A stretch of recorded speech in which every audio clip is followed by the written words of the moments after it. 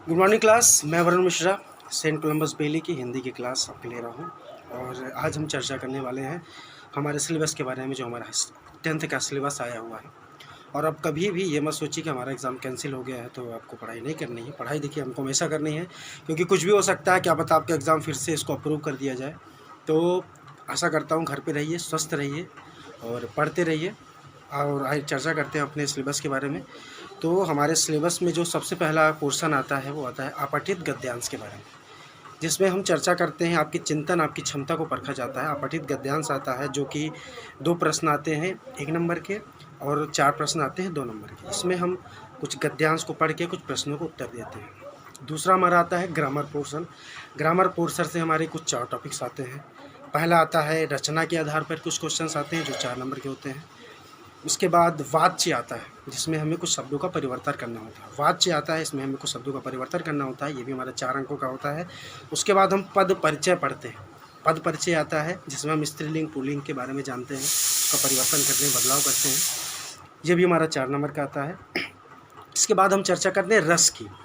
रस के बारे में पढ़ते हैं, जैसे करुण रस, वीर रस, श्रृंगार रस। इन सारे रसों के बारे में हम चर्चा करते हैं और इसको पढ़ते हैं। ये हमारा ये भी 4 नंबर का होता है। तो कुल मिला के व्याकरण पोर्शन जो हमारा हो गया, ये भी हो गया हमारा 16 नंबर का। तो उसके बाद हमारा बुक्स के बारे में बातें हैं। हमारी बुक्स जो चल रही हैं, क्षितिज भाग 2 और कृतिका भाग 2, ये 2 प्रकार की हमारी बुक्स चल रही हैं। उसके बाद हम आते हैं गद्य खंड पे। तो जो गद्य खंड हमारा आने वाला है, ये किसी हमारे पाठ्य पुस्तक से किसी भी लेसन से कुछ पैराग्राफ आपको दे दिया जाएगा, जिसमें से कुछ प्रश्न पूछे जाएंगे। वो आएगा 3 प्रश्न आएंगे 2-2 नंबर के, और कुछ पाठों के हिसाब से भी कुछ गद्य आएंगे। ये आएगा 4 प्रश्न 2-2 नंबर के। तो कुल मिला के ये 8 नंबर का हो गया, और इसके पहले वाला जो आया था वो 6 नंबर का हो गया। उसके बाद हम आते हैं काव्य खंड पे। काव्य खंड जो हमारा है, कविताओं पर आधारित रहेगा, कुछ पद्य पे आधारित रहेगा, कुछ दोहा, कुछ पदों पर आधारित रहेगा।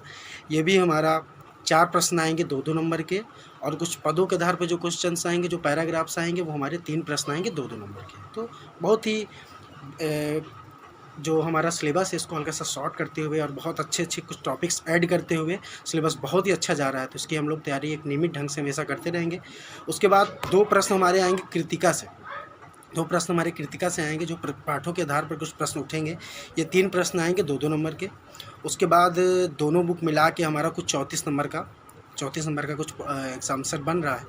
उसके बाद हमारा सबसे इम्पॉर्टेंट पोर्शन आता है, जो हमारा नंबर गेन करता है, नंबरों को हमारा बढ़ाता है। वो हमारा आता है रचनात्मक लेखन। इसके अंतर्गत हम लोग निबंध पढ़ते हैं। निबंध जो बहुत ही ज़्यादा इम्पॉर्टेंट है।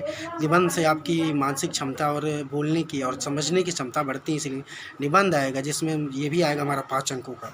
उसके बाद पत्र लेखन आएगा। हम किसी को पत्र लिखते हैं, किसी भी प्रकार का पत्र हो सकता है, वो शिकायत हो चाहे प्रार्थना पत्र हो, पत्र लिखेंगे, वो भी हमारा 5 नंबर का आएगा।